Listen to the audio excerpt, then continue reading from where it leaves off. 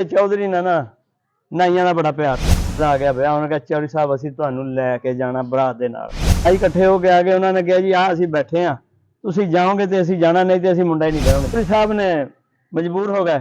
ਇੱਕ ਨਾਲ ਹੋਰ ਸੱਜਣ ਸੀ, ਚੌਧਰੀ ਸਾਹਿਬ ਕਹਿੰਦੇ ਚੱਲ ਯਾਰ ਤਿਆਰ ਹੋ, ਬਰਾਤ ਭਗਤਾਇਆ ਜੀ।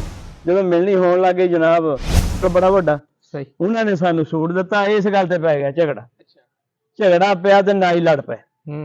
ਜੈ ਲੱਗਾ ਖਾਲਾ ਛੋਟਾ ਜਿਹਾ ਟੱਪਣ ਤੇ ਬੁੜੀਆਂ ਉੱਥੇ ਬੈਠੀਆਂ ਕੱਪੜੇ ਧੋਣ, ਤੇ ਬੁੜੀਆਂ ਅੱਗੇ ਲੱਗੀਆਂ ਕਹਿਣ ਵੀ ਦੇਖ ਨਾਈ ਭੱਜੇ ਫਿਰਦੇ। ਚੌਧਰੀ ਸਾਹਿਬ ਕਹਿੰਦੇ ਵੀ ਮੇਰੀ ਤਾਂ ਹੋ ਗਈ ਬਸ। ਸੱਜਣੋ ਦੇ ਮਿੱਤਰੋ ਦੇ ਬੇਲੀਓ, ਅਸਲਾਮ ਵਾਲੇਕੁਮ, ਕੀ ਹਾਲ ਚਾਲ ਹੈ? ਠੀਕ ਠਾਕ ਹੋ? ਅੱਜ ਤੁਹਾਨੂੰ ਇੱਕ ਸ਼ੁਗਲ ਦੀ ਗੱਲ ਸੁਣਾਉਂਦੇ ਆ ਜਨਾਬ।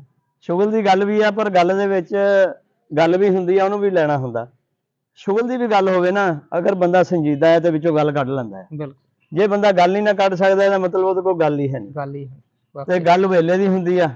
ਤੇ ਗੱਲ ਇਸ ਤਰ੍ਹਾਂ ਆ ਵੀ ਪਿੰਡ ਦੇ ਚੌਧਰੀ ਨਾਲ ਨਾ ਨਾਈਆਂ ਦਾ ਬੜਾ ਪਿਆਰ ਸੀ, ਬਹੁਤ ਪਿਆਰ ਸੀ ਨਾਈਆਂ ਦਾ। ਤੇ ਨਾਈਆਂ ਦੇ ਮੁੰਡੇ ਦਾ ਆ ਗਿਆ ਵਿਆਹ। ਉਹਨੇ ਕਿਹਾ ਚੌਧਰੀ ਸਾਹਿਬ ਅਸੀਂ ਤੁਹਾਨੂੰ ਲੈ ਕੇ ਜਾਣਾ ਬਰਾਤ ਦੇ ਨਾਲ। ਚੌਧਰੀ ਸਾਹਿਬ ਨੇ ਕਿਹਾ ਯਾਰ ਤੁਸੀਂ ਜਾਓ ਬਸ, ਠੀਕ ਆ, ਮੇਰੀ ਤਬੀਅਤ ਠੀਕ ਨਹੀਂ। ਬੜੇ ਉਧਰ ਬਹਾਨੇ ਲਾਏ ਚੌਧਰੀ ਸਾਹਿਬ ਨੇ, ਲੇਕਿਨ ਪਿਆਰ ਬੜਾ ਸੀ।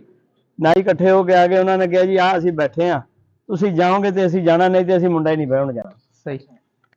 ਚੌਧਰੀ ਸਾਹਿਬ ਨੇ ਮਜਬੂਰ ਹੋ ਗਏ।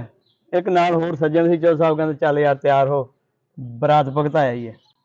ਗੱਲ ਮੁਕਤਸਰ ਜੀ, ਬਰਾਤ ਨਾਲ ਚੌਧਰੀ ਸਾਹਿਬ ਚਲੇ ਗਏ।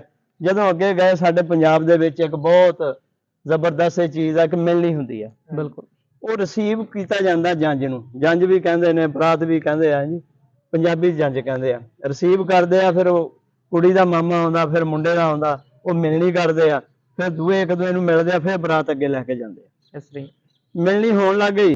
ਜਦੋਂ ਮਿਲਣੀ ਹੋਣ ਲੱਗ ਗਈ ਜਨਾਬ, ਉਹਨਾਂ ਨੇ ਕੀ ਕੀਤਾ, ਮਿਲਣੀ ਕਰਕੇ ਮਾਮਿਆਂ ਨੇ ਉਹ ਇੱਕ ਸੂਟ ਸੀ ਕੁੜੀ ਵਾਲਿਆਂ ਨੇ ਮਾਮੇ ਦੇ ਸਿਰ ਤੇ, ਦੂਏ ਮੁੰਡੇ ਦੇ ਮਾਮੇ ਦੇ ਰੱਖਤਾ। ਇਹਨਾਂ ਦਾ ਮੁੰਡਾ ਵੀ ਵਿਆਹਣ ਆਇਆ ਸੀ ਇਹਨਾਂ ਦੇ।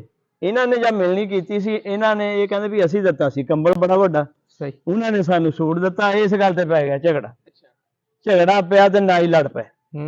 ਜਦੋਂ ਲੜ ਪਏ ਉਹ ਜਨਾਬ ਗੱਲ ਗਈ ਵੱਧ। ਉਹ ਜਿਹੜੇ ਪਿੰਡ ਵਾਲੇ ਨਾਈ ਸੀ, ਉਹਨਾਂ ਨੇ ਕੜਛੇ ਕੁੜਛੇ ਚੱਕ ਲਏ ਤੇ ਬਰਾਤ ਲਈ ਭੱਜ। ਜਦੋਂ ਬਰਾਤ ਭੱਜ ਲਈ ਤੇ ਚੌਧਰੀ ਸਾਹਿਬ ਵੀ ਭੱਜ ਲਏ। ਉਹਨਾਂ ਨੇ ਕਿਹਾ ਵੀ ਇੱਥੇ ਕਿਹੜਾ ਮੈਨੂੰ ਕੋਈ ਜਾਣਦਾ ਆ ਵੀ ਇਹ ਚੌਧਰੀ ਆ ਜਾਂ ਨੰਬਰਦਾਰ ਆ ਜਾਂ ਕੋਈ ਹੋਰ ਆ। ਉਹ ਚੌਧਰੀ ਸਾਹਿਬ ਵੀ ਭੱਜ ਲਏ। ਚੌਧਰੀ ਸਾਹਿਬ ਕਹਿੰਦੇ ਮੈਂ ਲੱਗਾ ਖਾਲਾ ਛੋਟਾ ਜਿਹਾ ਟੱਪਣ ਤੇ ਬੁੜੀਆਂ ਉੱਥੇ ਬੈਠੀਆਂ ਕੱਪੜੇ ਧੋਣ, ਤੇ ਬੁੜੀਆਂ ਅੱਗੇ ਲੱਗੀਆਂ ਕਹਿਣ ਵੀ ਦੇਖ ਨਾਈ ਭੱਜੇ ਫਿਰਦੇ। ਚੌਧਰੀ ਸਾਹਿਬ ਕਹਿੰਦੇ ਵੀ ਮੇਰੀ ਤਾਂ ਹੋ ਗਈ ਬਸ ਉੱਥੇ ਵੀ ਯਾਰ ਇਹ ਕੀ ਹੋਇਆ। ਖੈਰ ਉਹ ਕਰ ਕਰਾ ਕੇ ਚੌਧਰੀ ਸਾਹਿਬ ਨੇ ਆਪਣੀ ਗੱਡੀ ਕੱਢੀ, ਅਗਲੇ ਆ ਗਏ। ਅਗਲੇ ਦਿਨ ਸੀਗਾ ਵਲੀਮਾ। ਵਲੀਮੇ ਤੇ ਫਿਰ ਉਹ ਸੱਦ ਲਏ। 16 ਸਾਲ ਹੋ ਜਾਂਦੀ ਹੈ ਛੇਤੀ ਇਹਨਾਂ ਦੀ। ਅਗਲੇ ਦਿਨ ਉਹ ਸੱਦ ਲਏ ਤੇ ਵਲੀਮੇ ਤੇ ਆ ਗਏ। ਚੌਧਰੀ ਸਾਹਿਬ ਨੂੰ ਕਹਿੰਦੇ ਵਲੀਮੇ ਤੇ ਆ ਜਾਓ। ਚੌਧਰੀ ਸਾਹਿਬ ਕਹਿੰਦੇ ਵੀ ਮੈਂ ਨਹੀਂ ਜਾਣਾ, ਸਾਡੇ ਨਾਲ ਜਿਹੜੀ ਹੋ ਗਈ ਕਾਫੀ। ਉਹਨੇ ਕਿਹਾ ਚੌਧਰੀ ਸਾਹਿਬ ਦੱਸੋ ਤਾਂ ਸਹੀ ਹੋਇਆ ਕੀ, ਸੁਲ੍ਹਾ ਹੋ ਗਈ ਸੀ, ਤੁਸੀਂ ਛੇਤੀ ਆ ਗਏ। ਚੌਧਰੀ ਸਾਹਿਬ ਨੇ ਤੁਹਾਨੂੰ ਦੱਸਿਆ ਵੀ ਉਹ ਜਿਹੜਾ ਨਾਲ ਦਾ ਬੰਦਾ ਸੀ ਨਾ, ਉਹਨੇ ਦੱਸਿਆ। ਉਹਨੇ ਕਿਹਾ ਵੀ ਯਾਰ ਆਹ ਸਾਡੇ ਨਾਲ ਹੋਈ ਜਦੋਂ ਅਸੀਂ ਖਾਲਾ ਲੱਗੇ ਨਾ ਟੱਪਣ, ਤੇ ਇੱਕ ਔਰਤਾਂ 3-4 ਬੈਠੀਆਂ ਸੀ, ਨਾਲੇ ਹੱਸਪੀਆਂ ਤੇ ਨਾਲੇ ਕਹਿਣ ਲੱਗੀਆਂ ਵੀ ਦੇਖ ਨਾਈ ਭੱਜੇ ਫਿਰਦੇ।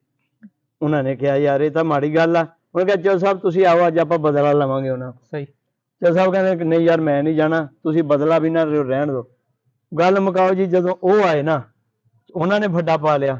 ਉਹਨਾਂ ਨੇ ਵੀ ਚੰਗੇ ਕੁੱਟੇ ਲਤਾੜੇ, ਚੰਗੇ ਲਤਾੜ ਕੇ ਉਹਨਾਂ ਨੇ ਵੀ ਹਿਸਾਬ ਬਰਾਬਰ ਕੀਤਾ। ਸੋ ਗੱਲ ਆ ਸੱਜਣੋ ਮਿੱਤਰੋ ਬੇਲੀਓ, ਗੱਲ ਦੇ ਵਿੱਚੋਂ ਗੱਲ ਹੁੰਦੀ ਆ ਵੀ ਆਪਣੇ ਜੇ ਨਾਲ ਗੱਲ ਬਣਦੀ ਆ, ਠੀਕ ਆ, ਸਾਰੇ ਇੱਕੋ ਜਿਹੇ, ਐਸੀ ਕੋਈ ਗੱਲ ਨਹੀਂ। ਲੇਕਿਨ ਜਿੱਥੇ ਤੁਹਾਡੀ ਪਰਵਾਜ਼ ਰਲਦੀ ਨਾ ਹੋਵੇ, ਉੱਥੇ ਉੜਨਾ ਨਹੀਂ ਚਾਹੀਦਾ, ਉੱਥੇ ਉੜਨਾ ਨਹੀਂ ਚਾਹੀਦਾ। ਤੇ ਬਹੁਤ ਸ਼ੁਕਰੀਆ ਜਨਾਬ, ਬਹੁਤ ਮਿਹਰਬਾਨੀ, ਤੁਸੀਂ ਗੱਲ ਸੁਣੀ।